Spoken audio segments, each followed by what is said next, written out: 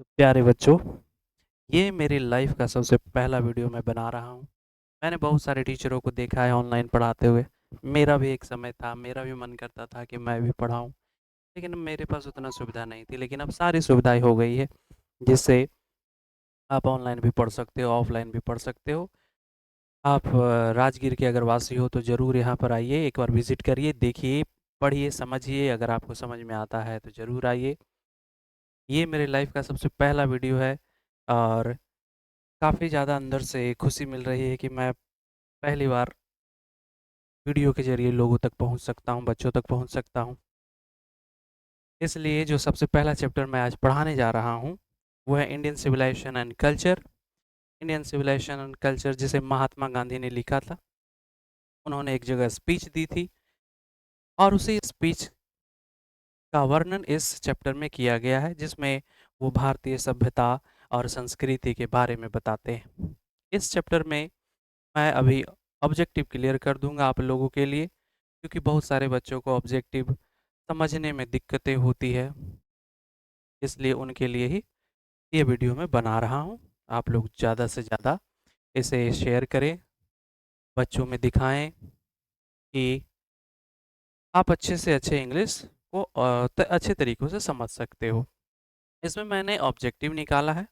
बहुत सारे बच्चों को जो दिक्कतें होती है ऑब्जेक्टिव को खोजने में, ऑब्जेक्टिव को समझने में, बुक को हिंदी करने में, लाइन को हिंदी करने में, कि सर कौन सा ऑब्जेक्टिव आ जाएगा, कैसा आ जाएगा। तो थोड़ा-सा मैंने भी उसमें योगदान दिया है कि आप लोग इसे समझने की कोशिश करेंगे। मैं ये तो नहीं कहूँगा कि जितने मैं क्वेश्चन बताऊँगा वो सारे क्वेश्चन आपके परीक्षा में आ ही जाएँगे, लेकिन सारे क्वेश्चन को मैंने निकालने की कोशिश की है। जितने भी क्वेश्चन इसमें संभव है उतने मैंने निकाले हैं। तो चलिए कुछ क्वेश्चन हम देखते हैं। तो सबसे पहला क्वेश्चन इसमें है, which type of prose piece is Indian civilisation and culture. यानी कि इंडियन सिविलाइजेशन किस तरह का गद है। क्या वो स्टोरी है, स्पीच है, ऐसे है, ड्रामा है? तो क्या है वो स्पीच है जिसे गांधी जी ने दिया था। दूसरा क्वेश्चन है, who wrote the famous book the decline and the fall of the Roman empire. एक फेमस बुक है जिसे लिखने वाले हैं एडवर्ड गिबन। इन्होंने ही एक बुक लिखा था the decline and fall of Roman empire. किस तरह रोमन एम्पायर का डिक्लाइन हुआ, उसका फॉल हुआ, रोमन सभ्यता समाप्त हो गई। उनके बारे में जो बुक लिखने वाले थे वो थे एडवर्ड गिबन। कौन थे? एडवर्ड गिबन थे वो, एडवर्ड गिबन। उसके बाद आता है, what does the golden fleece mean. Golden fleece का मतलब होता क्या है? गोल्डन फ्लीस का मतलब होता है डिफिकल्ट टू फाइंड, यानी कठिनाई से प्राप्त करना। Attic civilisation belongs to, Attic civilisation कहाँ से बिलोंग करता है? एटिक सिविलाइजेशन है कहाँ का? एटिक सिविलाइजेशन कहाँ का है? तो एटिक सिविलाइजेशन ग्रीक का है। कहाँ का है? एटिक सिविलाइजेशन ग्रीक का है। एटिक सिविलाइजेशन कहाँ का है? तो ग्रीक का एटिक सिविलाइजेशन है। फिर आते हैं, civilisation is the mode of conduct which point out the man of the path of duty. यानी सभ्यता जो है, ये आचरण का वह तरीका है जो यह बताता है, क्या बताता है? लोगों को, यानी मनुष्यों को, उनके कर्तव्य का रास्ता कौन बताता है? तो सिविलाइजेशन बताता है। Civilisation is a mode of conduct, यानी आचरण का वह तरीका बताता है। तो कौन तरीका, क्या तरीका बताता है? तो ड्यूटी का तरीका बताता है। उसके बाद आता है, Hinduism has made marvellous discoveries in things of religion of the spirit of the, यानी हिंदू जो है, यानी हिंदुइज्म, हिंदू धर्म ने खोज किया है। किसके बारे में खोज किया है? तो खोज किया थिंग्स ऑफ रिलीजन, धर्म के क्षेत्र में खोज किया है। और साथ ही साथ आत्मा के क्षेत्र में उन्होंने खोज किया है। तो आत्मा के क्षेत्र में होगा तो साउल, साउल का मतलब क्या होता है? आत्मा होता है। हिंदुज्म जो है, यानी हिंदू धर्म जो है, वो बहुत सारे अद्भुत अद्भुत चीजें खोज की है, जिसमें आता है धर्म के बारे में, उसके बाद आता है आत्मा के बारे में। फिर क्वेश्चन है, गांधी जी वाज बोर्न ऑन, ये तो कौन नहीं जानता है, सभी बच्चे जानते होंगे। हमारे गांधी जी का जन्म हुआ है 2 अक्टूबर 1869 में। उसके बाद अगला प्रश्न है, our ancestor enjoy dash rule. हमारे पूर्वज जो थे वो किस रूल में अपने आप को एंजॉय करते थे? तो होम रूल में, वो अपने घर के रूल से ही खुश रहते थे। उसे दुनियादारी से कोई मतलब नहीं था, अपने ही घर में खुश रहना ज्यादा पसंद करते थे। What is the glory of India? It remains, हमारे इंडिया की सबसे बड़ी सुंदरता क्या है? हमारे भारत की सबसे बड़ी सुंदरता क्या है? जिसके कारण वो भी बची हुई है। तो हमारी संस्कृति की सबसे बड़ी जो सुंदरता है वो है इमूवेबल, मतलब कि हम लोग गतिहीन हैं, हम लोग अपने आप को परिवर्तित नहीं करते हैं। यही हमारी सबसे बड़ी सुंदरता है, हम बदलते नहीं हैं समय के अनुसार। What was that our ancestor satisfied with? हमारे पूर्वज संतुष्ट थे। कहाँ संतुष्ट थे? स्मॉल विलेज में, टाउन्स में, सिटीज में, प्रोविडेंस में कहाँ थे? तो हमारे पूर्वज जो थे छोटे छोटे गांव में ही सुखी से रहते थे, उन्हें बड़ा शहर की आवश्यकता नहीं थी। Who has written Indian civilisation and culture? ये किसने लिखा है? जस्ट मैंने शुरुआत में ही बताया था कि इंडियन सिविलाइजेशन एंड कल्चर को महात्मा गांधी ने डिलीवर किया है, स्पीच दिया है महात्मा गांधी जी। अगला प्रश्न आता है, which one of the following is the autobiography Mahatma Gandhi? कौन सा यहाँ पर जो ऑप्शन दिया गया है कि ऑटोबायोग्राफी है महात्मा गांधी की, यानी महात्मा गांधी जी की आत्मकथा है, तो आत्मकथा का नाम है my experiment with truth, my experiment with truth. अगला है हु वेयर pharaohs? कहाँ के थे pharaohs? pharaohs थे, pharaoh जो सभ्यता थी वो कहाँ की सभ्यता थी? pharaoh सभ्यता। तो pharaoh सभ्यता जो थी वो थी इजिप्ट की सभ्यता, pharaohs की सभ्यता यानी इजिप्ट की सभ्यता थी वो। फिर with which one of the following journal was Mahatma Gandhi associated? किस पत्र से, किस पत्रिका से संबंधित थे महात्मा गांधी, यानी कौन सी पत्रिका लिखा करते थे? Young India, India mirror, new India, और एक और है बॉम्बे क्रॉनिकल। तो कौन लिखते थे वो? तो वो लिखते थे यंग इंडिया। इसके बारे में लिखते थे, यंग इंडिया के बारे में लिखते थे।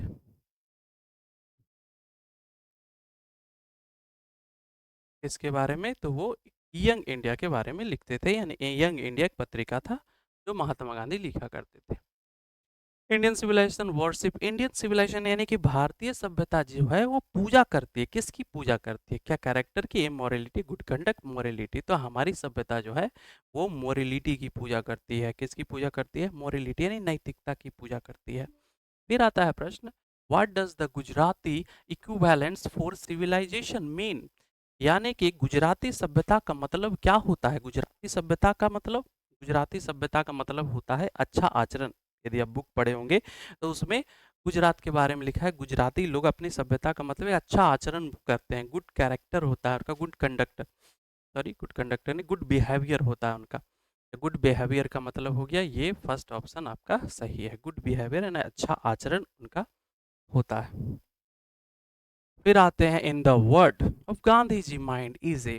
गांधी जी का एक शब्द है, वो कहते थे कि हमारा जो दिमाग है वो क्या है? क्या रेस्टलेस बुक है, रेस्टलेस बर्ड है, रेस्टलेस बॉडी है, रेस्टलेस बनी है?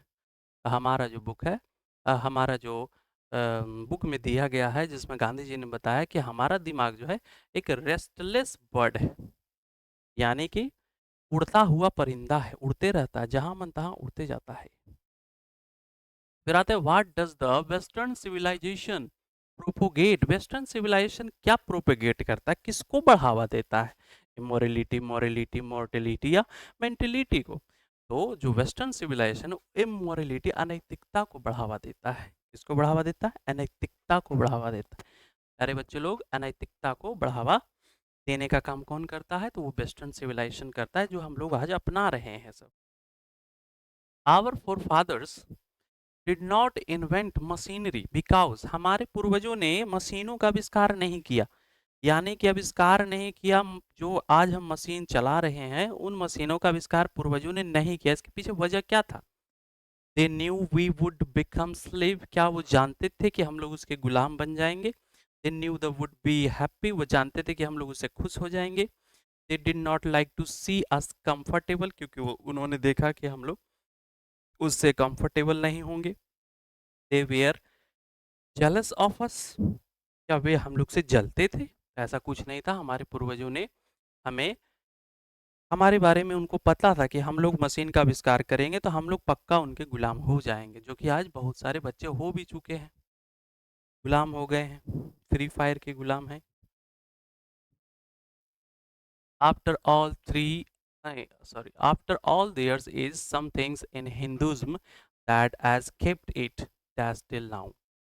कहा गया बहुत कुछ होने के बाद हमारे हिंदुज़्म के साथ बहुत कुछ हुआ, हमारे हिंदू धर्म के साथ बहुत ही घटनाएँ घटी, लेकिन फिर भी आज वो क्या है? अभी भी क्या है? तो अभी वो ज़िंदा है। हमारा हिंदू धर्म अभी भी क्या है? तो ज़िंदा है। Edward gibbon is associated with, Edward gibbon कहाँ से एसोसिएटेड थे, कहाँ से जुड़े हुए थे, कहाँ के थे हुए? तो वो थे इटली के। कहाँ के थे? इटली के थे, इटली के थे। कहाँ के थे? इटली के थे। The distinguished characteristics of modern civilization is identify multiplicity of human wants। Modern civilisation यानी आधुनिक सभ्यता जो है वो मानवीय इच्छाओं की बहुलता को बताता है, उसकी विशेषता को बताता है। तो ये लाइन लिया कहाँ गया से? तो ये लिया है इंडियन सिविलाइजेशन एंड कल्चर से। जहाँ भी कल्चर की बात आ जाएगी तो वहाँ इंडियन सिविलाइजेशन एंड कल्चर का वो बात होगी। I believe that the civilisation is India has evolve is not to be beaten in the world. मेरा मानना है कि भारतीय सभ्यता को कोई भी सभ्यता पटक नहीं सकती है, हरा नहीं सकती है। तो ये लाइन कहाँ से लिया गया है? जैसे गांधी जी ने बोला है, इंडियन सिविलाइजेशन एंड कल्चर से। अगला जो प्रश्न है वो है European civilisation will mean dash for India. European civilisation का जो मतलब होता है, यूरोपियन सिविलाइजेशन का मतलब होता क्या है फॉर इंडिया? भारत के लिए, भारत के लिए, हमारी सभ्यता के लिए क्या है यूरोपियन सिविलाइजेशन? तो भारत की सभ्यता के लिए बर्बादी है और कुछ नहीं है वो। रुइन, रुइन का मतलब बर्बादी ही बर्बादी है। Gandhi ji dead at hands of fanatic on. Gandhi ji किसके हाथों मारे, कब किसी के हाथों मारे गए थे? उनका मृत्यु का डेट कब था? उनका मृत्यु का डेट था 30 जनवरी 1948। Gibbon is associated with, Gibbon कहाँ से जुड़े हुए थे? तो गिब्बन अभी मैंने बताया, गिब्बन इटली से जुड़े हुए थे।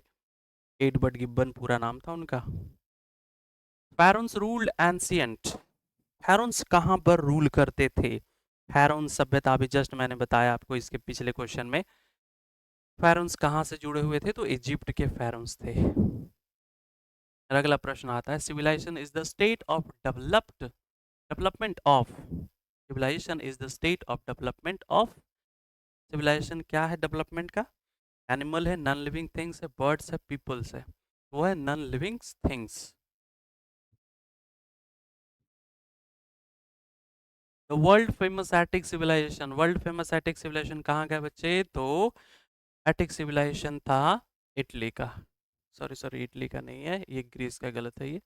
ग्रीक का एटिक सिविलाइजेशन था।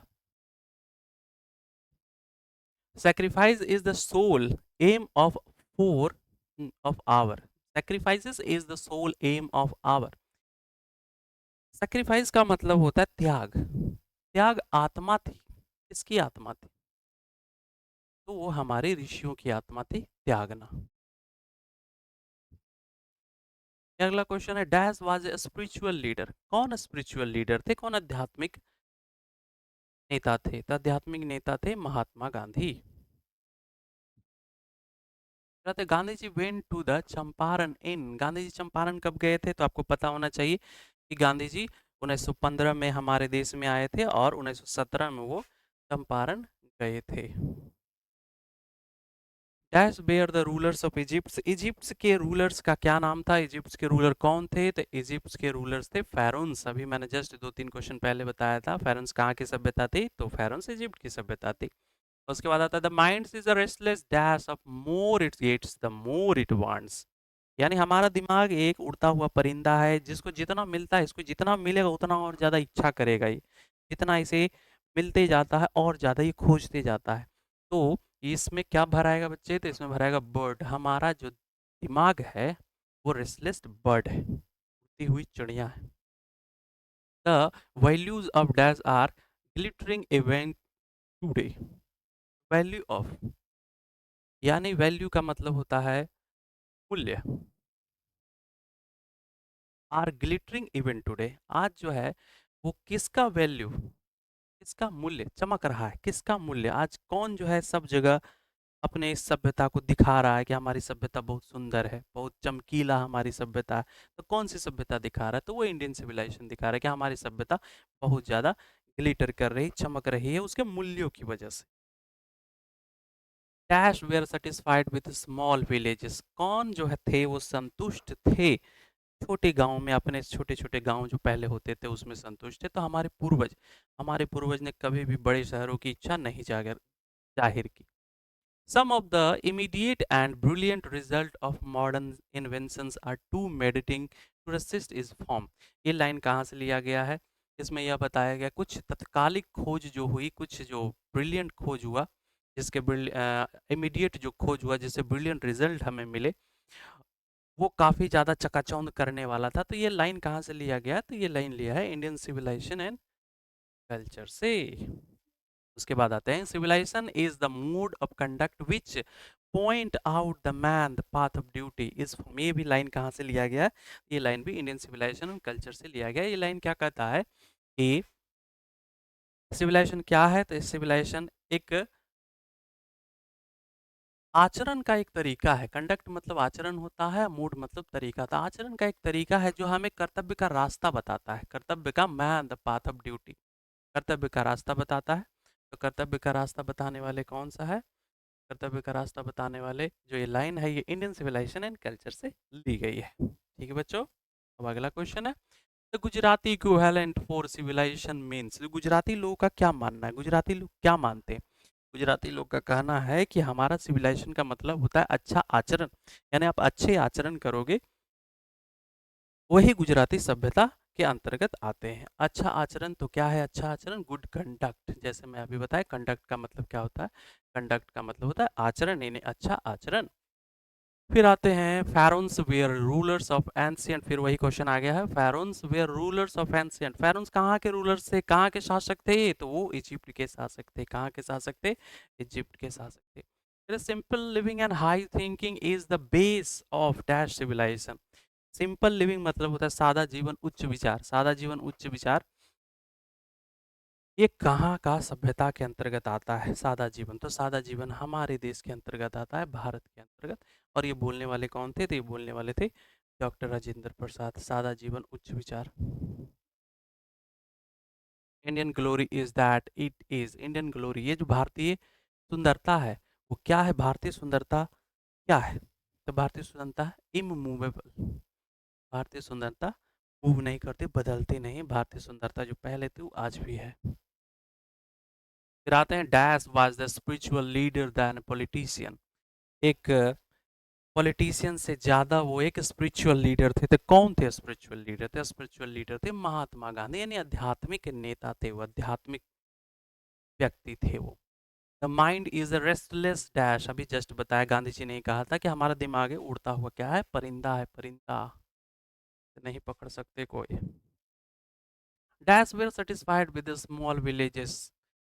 कौन सेटिस्फाइड थे अपने छोटे छोटे गाँव में? तो हमारे एनेसेस्टर थे, हमारे पूर्वज थे। कौन थे? हमारे पूर्वज। हमारे पूर्वज छोटे छोटे गाँव में रहना पसंद करते थे।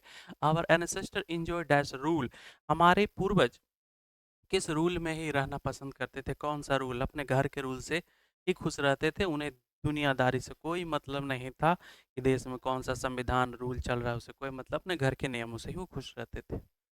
अगला प्रश्न आता है the people of Europe were inspired by dash and Roman writers.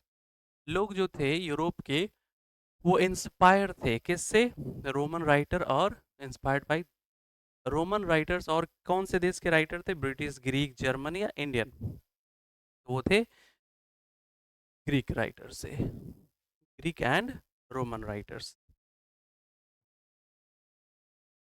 The invention of dash proved an milestone in our development. The invention of proved milestone in our development मतलब होता क्या है? इसका मतलब होता है कि जो खोज हुआ जिसने नींव की पत्थर साबित की हमारे विकसित होने में, जो नींव का पत्थर माइलस्टोन बना, तो कौन माइलस्टोन बना? वो बना एग्रीकल्चर, यानी खेती। खेती ने एक ऐसा नींव का पत्थर रखा जिससे कि हमारी सभ्यता धीरे धीरे डेवलप हो गई। फिर आते हैं Gandhi ji wrote different articles for. Gandhi ji ने डिफरेंट डिफरेंट आर्टिकल लिखा किसके लिए? कहाँ वो लिखा करते थे? किस पत्रिका में लिखा करते थे? तो उनके पत्रिका का नाम था यंग इंडिया। यंग इंडिया में उन्होंने बहुत सारे आर्टिकल लिखे थे। To observe morality is to attend mastery over, यानी मॉरलिटी जो है वो महसूस करती है is to attain mastery over, किसके ऊपर? मॉरलिटी नैतिकता किसके ऊपर काम करती है? किसके ऊपर हमारे हम लोगों को विकसित बनाती है मोरलिटी? तो मोरलिटी हमारे मन को और हमारे पैशन को, यानी माइंड एंड पैशन, मन को और पैशन यानी जुनून को, जुनून के ऊपर काम करती है नैतिकता, जो कि कंट्रोल में रखती है। Observing all these our ancestor dissuaded us from luxurious and pleasures is from, ये लाइन कहाँ से लिया गया है? देखिए यहाँ भी आ गया हमारे ancestor। तो ये सब जो लाइन है, ये लाइन कहाँ से लिया गया है? तो ये लाइन लिया गया इंडियन सिविलाइजेशन एंड कल्चर। इसका मतलब यही होता है कि सब कुछ ऑब्जर्विंग करने के बाद हमारे पूर्वजों ने यह यह जान लिया कि हम लोग लग्जीरियस और प्लीजर्स में, यानी कि ऐशो आराम की ज़िंदगी में अच्छे से नहीं रह सकते। ऐशो आराम की ज़िंदगी अगर हम लोग को मिलने लगे तो हम लोग उसके आदी हो जाएँगे, हम लोग काम-धंधा बंद कर देंगे, क्योंकि हमें ऐशो-आराम की लत लग जाएगी। तो ऐशो-आराम की जो लत लग जाए, उसको छुड़वाने के लिए हमारे पूर्वजों ने उस ऐशो-आराम को ही समाप्त कर दिया, अपने होम रूल में वो रहने लगे। तो ये लाइन कहाँ से लिया गया? इंडियन सिविलाइजेशन एंड कल्चर से लिया गया है। तो इतने सारे प्रश्न मैंने करवाया है, इसको एक बार ज़रूर आप लोग देखें, और देखने के बाद कहीं डाउट हो, ज़रूर आप कमेंट में बताएं, और चैनल को ज़रूर सब्सक्राइब करें। चैनल का नाम है राजगिर गुरुजी, और आपके लिए भी बहुत सारे वीडियो यहाँ अवेलेबल कर दिए जाएंगे, चाहे हिंदी हो चाहे इंग्लिश हो, दोनों के सब्जेक्ट, दोनों सब्जेक्ट के ऑब्जेक्टिव आपको इसमें देखने को मिलेगा।